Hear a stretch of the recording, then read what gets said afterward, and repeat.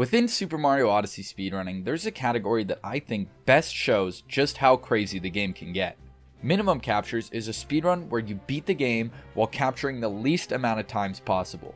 For a long time, the minimum was 13, and the run was already crazy. But as time went on, new skips were discovered, and the minimum was lowered to 10, then 9, and on February 27th, 2020, the minimum was lowered one last time, this time to 3.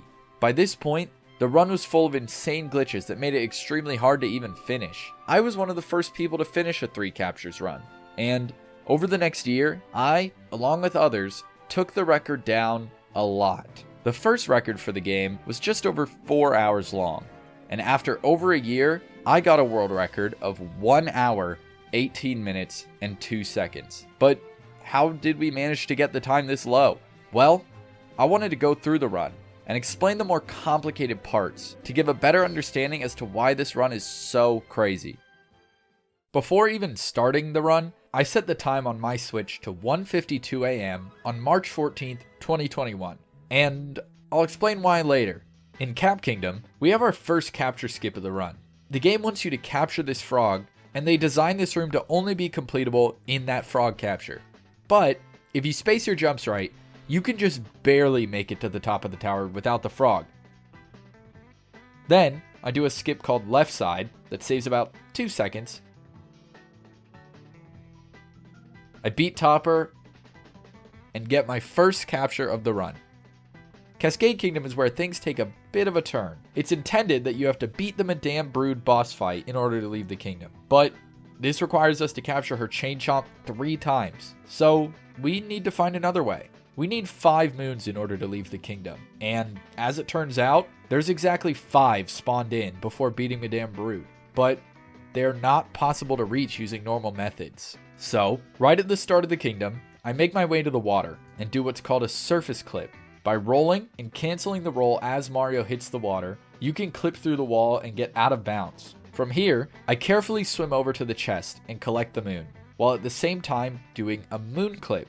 By pressing the cap throw button at the same time that Mario grabs the moon, the game will warp him upwards through the ceiling and we can clip out of bounds. Then, using invisible out of bounds platforms, I can make my way here, where I perform a tight jump to just barely enter the pipe into the 2D section. After grabbing the moon, I left the 2D section and started a trick called a CRC to teleport Cappy and hit a checkpoint, but I'll explain the CRC in more detail later.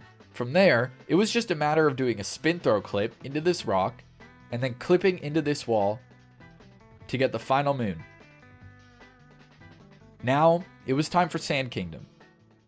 The first thing I do in Sand Kingdom is plant this seed. Now, it's time to explain something called Daylight Savings Time Abuse, or DSTA. I mentioned earlier how I set the Switch's clock to a specific time and day, and this is why. Seeds in Mario Odyssey take 20 minutes to grow, and when they're fully grown, they give you a moon.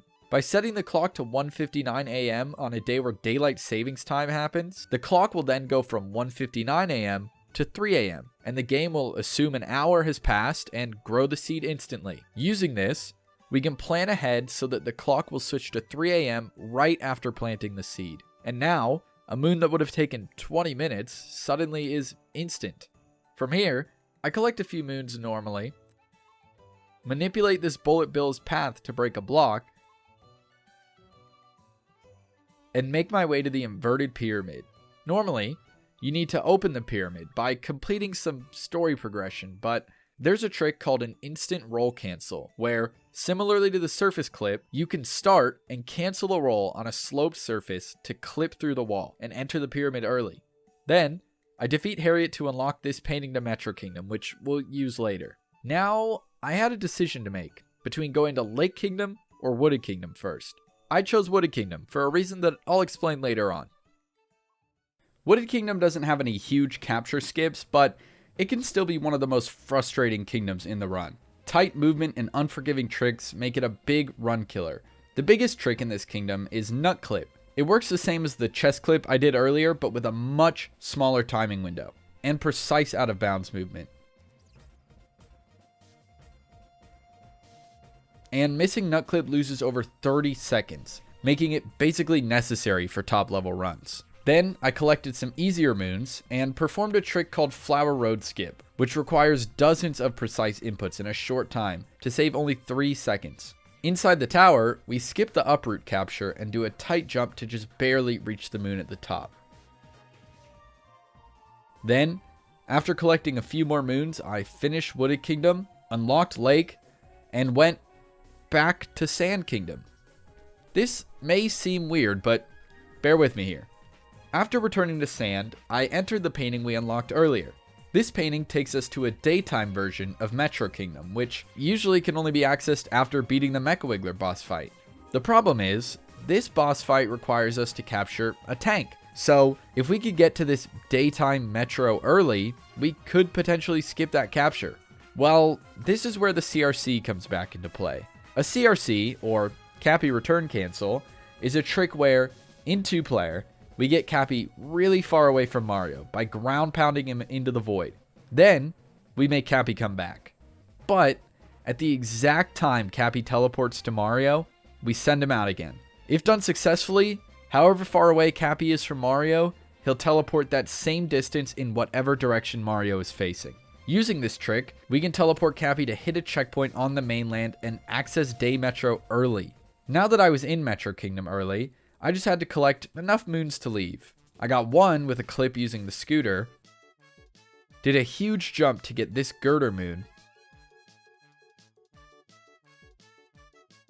and did a wrong warp with this pipe to get to the Odyssey platform. You may remember earlier that I specifically chose Wooded Kingdom first instead of Lake Kingdom, and now you'll see why.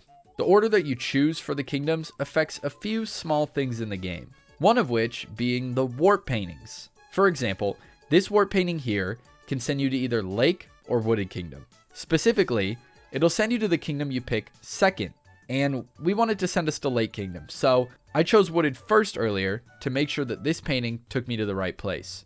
After finishing Metro, I entered the painting to Lake Kingdom, where we see something weird about the game. When you enter through a painting that shouldn't be unlocked, like we just did, the camera gets stuck and doesn't fix until you either warp somewhere or die. The issue is, doing this is slow, but we figured out a way to avoid it. By doing a blind jump into the Rango fight,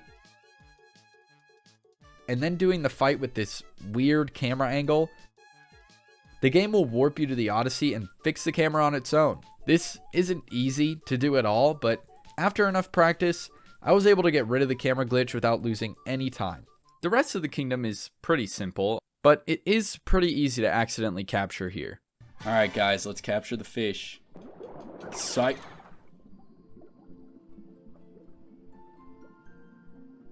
Another thing to note is that when you enter a kingdom early through a painting, the Odyssey isn't there, and you can't actually progress through the game.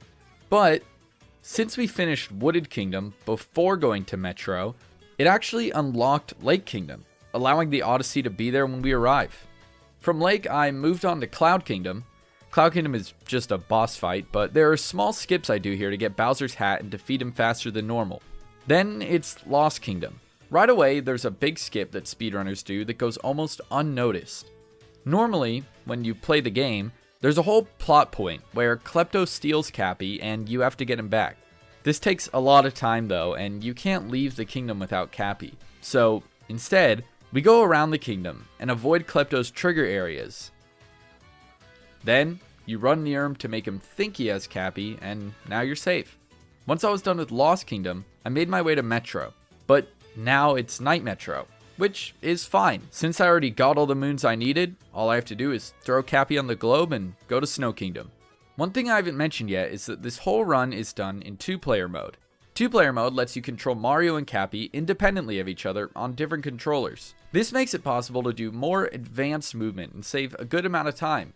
The problem is, most speedrunners don't have friends. So I learned to play with my hands and feet at the same time, using the Mario controller with my hands and Cappy controller with my feet. Right at the start of Snow Kingdom, I use 2-player mode to get this checkpoint for later. Then, I get the Captain Toad Moon and enter Shiveria. Here, I choose specific rooms to go in that are fast and don't require captures. Then, I warp to the checkpoint I got earlier, grab the moon that's there, and move on to Seaside Kingdom. Normally, Seaside Kingdom is pretty quick, since you can use the fish capture to quickly move through the kingdom. But in minimum captures, you would have to slowly swim through the water and lose minutes compared to the normal route. So this route had to change a lot. To start, I get this moon that usually requires a gushin, and then enter the pipe to grab this other moon. Next, I had to get up there. This looks like a straight wall, but as it turns out, there are very small ledges that stick out from it, and if you do some precise movement, you can just barely climb it and get the 2 moons at the top. From here, I grab a few moons and then swim through the water as quickly as possible to finish off the kingdom. Luncheon Kingdom is one of the coolest in the run. To start, I do a precise triple jump to barely reach the moon up here. Then, it's time for the spirit boss fight. But this fight is slow, so I do a tight jump to avoid the trigger for the boss fight.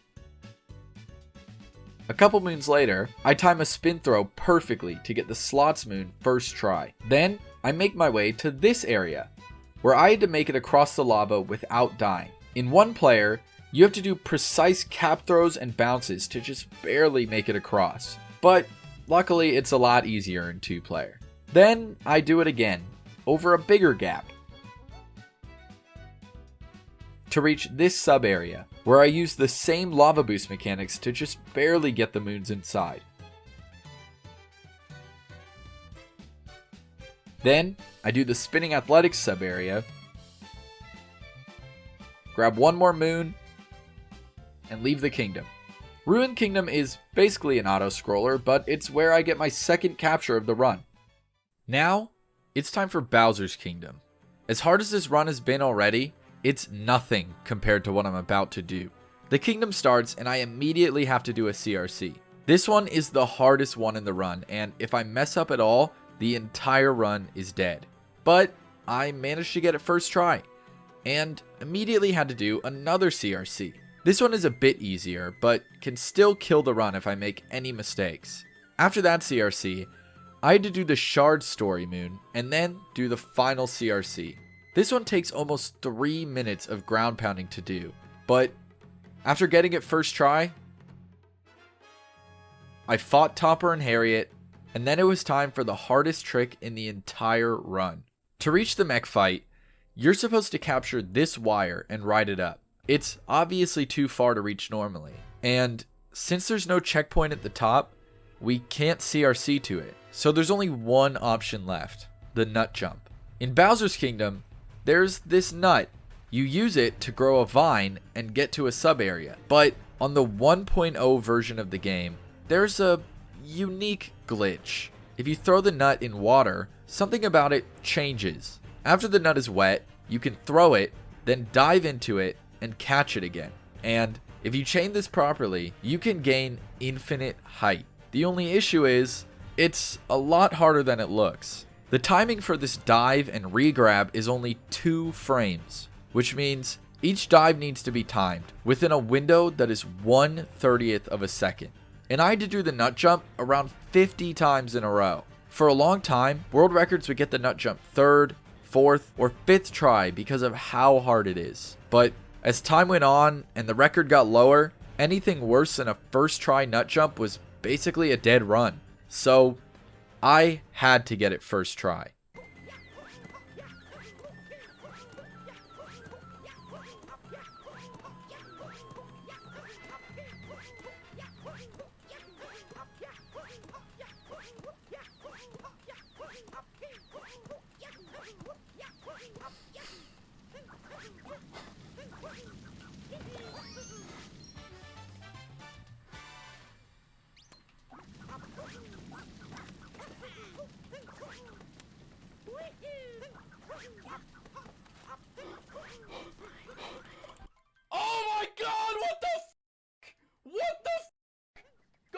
my god! Even though I made it past that, there was still more run left. So, I went into the mech fight where I did a technique called birdless mech, beating the mech without ever using the Pokio capture. And at the end of the fight, I did a brutal trick called target acquired to save a couple seconds on the last bubble. Now, there was only one kingdom left. Moon Kingdom is a pretty easy kingdom. There's nothing too crazy, and the minimum captures route is basically the same as the any % route. But after the Bowser fight, I got my final capture and finished the run. 1 hour, 18 minutes, and 2 seconds. This time was faster than I ever expected to get. Over a year of constant grinding, thousands of attempts, dozens of failed nut jumps, I finally got a time I was proud of. In almost 3 years of speedrunning, I have never found a speedrun like 3 captures. And even though I haven't come back to the category in a while, it'll always hold a special place in my heart. Oh, by the way, this run isn't the world record anymore. I stopped running 3 captures after this, but I wasn't the only person doing this speedrun. Red Slay has still been grinding and has managed to bring the record down to an insane 1 hour, 16 minutes, and 19 seconds. So, huge props to him for that. And that's it. I hope you enjoyed the video. And if you did, go ahead and subscribe. It helps out a lot. Thanks for watching.